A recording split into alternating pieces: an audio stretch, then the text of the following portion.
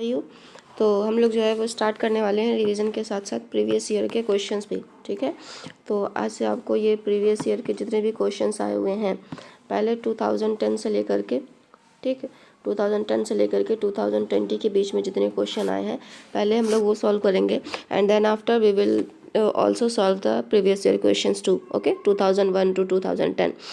तो यहाँ पे दो चीज़ें होंगी, एक तो आपको क्वेश्चन का आंसर भी होगा, दूसरी चीज़ एक्सप्लेनेशन भी होगा कि कौन सा ये आंसर कहाँ से आ गया। ठीक है, और तीसरी चीज़ ये होगी कि आपको ये पता चलेगा कि 1 मार्क्स के क्वेश्चन में या 2 मार्क्स के क्वेश्चन में या 3 मार्क्स के क्वेश्चन के किस तरह के क्वेश्चन आते हैं, क्योंकि ये जो पैटर्न बना हुआ है यहाँ पे ना सेम ऐसे ही क्वेश्चन भी आता है बोर्ड में कि मल्टीपल चॉइस दे देगा आपको और कहेगा कि 1 मार्क्स का क्वेश्चन है, लेकिन 1 मार्क्स का क्वेश्चन जो है वो 3 लाइन का होता है, 4 ऑप्शन होते हैं, then after you have to answer. ठीक है, तो प्रिपेयर करें, माइंड को प्रिपेयर करें और जितना ज़्यादा रिवीजन आप सॉल्व करेंगे उतना ज़्यादा आपके लिए अच्छा होगा। बाकी चलें पहला क्वेश्चन सॉल्व करते हैं ना। क्या लिखा हुआ है यहाँ पे कि if salivary amylase is lacking in the saliva, कह रहा है कि अगर सलेवरी एमाइलेज जो है वो सलाइवा में ना रहे तो which of the following events, इनमें से कौन सी चीज़ें in the mouth cavity will be affected, mouth cavity में कौन सी चीज़ें जो है वो इफेक्ट करेंगी। तो यहाँ पे इस क्वेश्चन से ही आपके ये तो क्वेश्चन यहाँ पे ये अराइज होता है कि सबसे पहला कि सलेवरी एमाइलेज क्या होता है। ठीक है, दूसरी चीज़ आपका यहाँ पे अराइज होता है कि सलाइवा क्या होता है। ठीक है, तीसरी चीज़ आपका ये अराइज होता है यहाँ पे कि माउथ कैविटी क्या होती है ना। तो आपके क्वेश्चन में ही 3 क्वेश्चन बन गए। तो जब आपका कंसेप्ट क्लियर होगा, जब आपकी एक एक लाइन क्लियर होगी, तभी आप कोई भी क्वेश्चन बिना किसी डाउट के सॉल्व कर सकते हैं ईजिली। ठीक है, तो सबसे पहले हम ये देख लेते हैं कि माउथ कैविटी का मतलब क्या होता है। जब ये माउथ यहाँ से स्टार्ट होता है, जो ये लिप्स बने होते हैं, ये एक क्रैकिंग होती है अपर बाहर की तरफ से। ठीक है, स्लिट्स बने होते हैं, इनको कहा जाता है माउथ। लेकिन जो अंदर का पोर्शन है, जितने भी ये सारे दांत हैं, ये टीथ हो गया, ये टंग हो गया, सारा कुछ ये एक स्पेस में प्रेजेंट होता है। स्पेस का मतलब क्या होगा, देखें इस तरीके का ये जो स्ट्रक्चर है इसको हमने गुहा कह दिया। ठीक है, जिसको कहा जाता है कैविटी स्पेस। तो इस तरह की जो कैविटी होती है उसी में दांत आपका प्रेजेंट है, उसी में टंग भी प्रेजेंट है, उसी में सारा कुछ प्रेजेंट है, उसी में पानी भी निकल रहा है ना।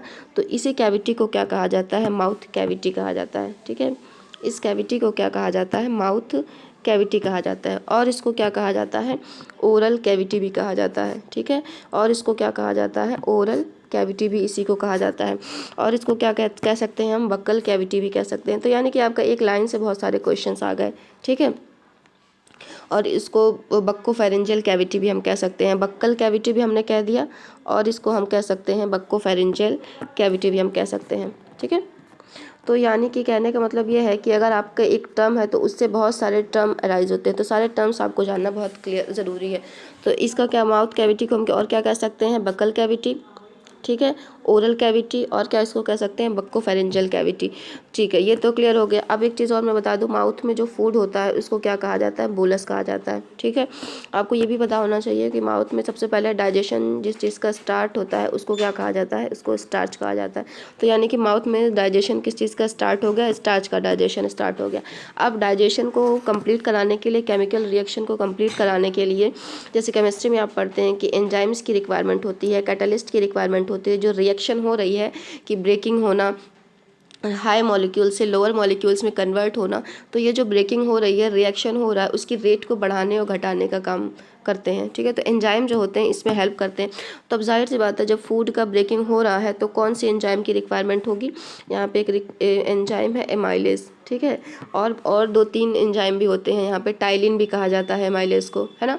तो ये सारे टर्म्स आपको जानना बहुत ज़रूरी है। अच्छा, अब एक चीज़ और यहाँ पे लिखा हुआ है सलाइवा। सलाइवा क्या होता है, जब आप मुंह में खाना खाते हैं ना, तो ये जो खाना खा रहे हैं ड्राई ना होने पाए, ये लिक्विड लाइक स्ट्रक्चर बना रहा है ताकि इजीली यहाँ से स्वेलो हो सके, तो इसलिए मुंह में पानी निकलता है। पानी जो निकल रहा है वो एक ग्रुप ऑफ सेल होती हैं, वहाँ से रिलीज होता है। अब ग्रुप ऑफ सेल क्या होता है कि हमने ग्रुप ऑफ सेल को कह दिया कि ये ग्लैंड है। ठीक है, तो अब इसका एक नाम भी होना चाहिए, तो कौन सी ग्लैंड है, सलेवरी ग्लैंड। तो यानी कि ये जो आपका क्वेश्चन था उसमें जो 3 टर्म्स थे, सलेवरी, एमाइलेज, सलाइवा और माउथ कैविटी, ये क्लियर हो गया। अब कह रहा है कि कौन सी चीज़ अफेक्ट होगी। तो सबसे पहला ऑप्शन आपका दिया हुआ है आपको, protein break down into amino acid. क्या प्रोटीन जो अमाइनो एसिड में ब्रेक डाउन होता है उससे कोई फ़र्क पड़ेगा। फिर कह रहा है कि starch break down into sugar, जो स्टार्च जो है वो इस ब्रेक डाउन जो शुगर में ब्रेक डाउन होता है उसको कोई फ़र्क पड़ेगा। थर्ड कह रहा है कि जो फैट होते हैं breaking down into fatty acid and glycerol, क्या फैटी एसिड जो ग्लिसरॉल में कन्वर्ट हो जाते हैं larger complex molecule smaller simple molecule में जो कन्वर्ट हो जाते हैं उसको कोई फ़र्क पड़ेगा। और लास्ट में कह रहा है कि एब्जॉर्प्शन ऑफ वाइटामिन, क्या एब्जॉर्प्शन ऑफ वाइटामिन को कोई फ़र्क पड़ेगा। तो आपको ये मालूम होना चाहिए कि डाइजेस्टिव सिस्टम का फर्स्ट स्टेप क्या है और कौन सी चीज़ें कहाँ पे ब्रेक डाउन होती हैं। ठीक है, तो इसका आंसर क्या होना चाहिए, जल्दी से आंसर दें आप। इसका आंसर वैसे होना चाहिए कि starch break down into sugar. ठीक है, इसका आंसर क्या होना चाहिए कि starch break down into sugar.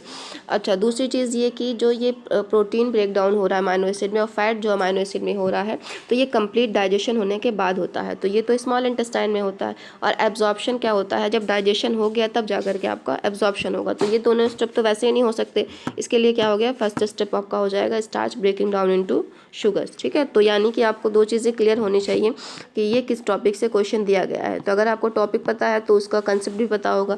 तो डाइजेस्टिव सिस्टम से जो टॉपिक दिया गया है तो आपको ये भी पता होना चाहिए कि डाइजेस्टिव सिस्टम जो है ना वो दो चीज़ से मिलकर के बना हुआ है। कौन कौन सी वो दो चीज़ें हैं भाई, एक हो गया आपका एलिमेंट्री कैनाल और दूसरा हो गया आपकी ग्लैंड्स। कौन सी ग्लैंड, एसोसिएटेड ग्लैंड्स। ठीक है, तो यही दोनों चीज़ें जो है वो जो खाना आपने खाया हुआ है उसको डाइजेशन में और उसको इजीली एब्जॉर्प्शन में और कॉम्प्लेक्स से लोअर सिंपल मॉलिक्यूल में कन्वर्ट करने में हेल्प करती हैं। ठीक, तो एलिमेंट्री कैनाल में बहुत सारे पार्ट्स होते हैं, तो वो अब नेक्स्ट क्वेश्चन जब आएगा तो we will discuss then. In first question this is enough to discuss. Okay, now let's come to the next question. अब जो ये नेक्स्ट क्वेश्चन आपका दिया हुआ है ना, यहाँ पे एक्सप्लेनेशन दिया हुआ है, जो मैंने आपको अभी एक्सप्लेन करा हुआ वही दिया हुआ है, तो मैं रीड कर देती हूँ ताकि आपको कोई प्रॉब्लम ना हो। क्या लिखा हुआ है कि the process of digestion begins in the mouth. यही मैंने आपको अभी बताया है कि जब प्रोसेस जो स्टार्ट होता है डाइजेशन का वो माउथ से शुरू होता है। ये 1 नंबर का क्वेश्चन है यहाँ पे अपने आप में।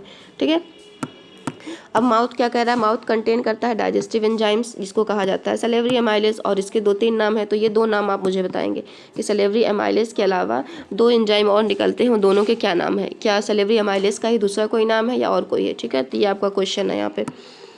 अच्छा, उसके बाद क्या कह रहा है कि ये एंजाइम जो होता है स्टार्च मॉलिक्यूल्स को ब्रेक करता है फूड मॉलिक्यूल्स में।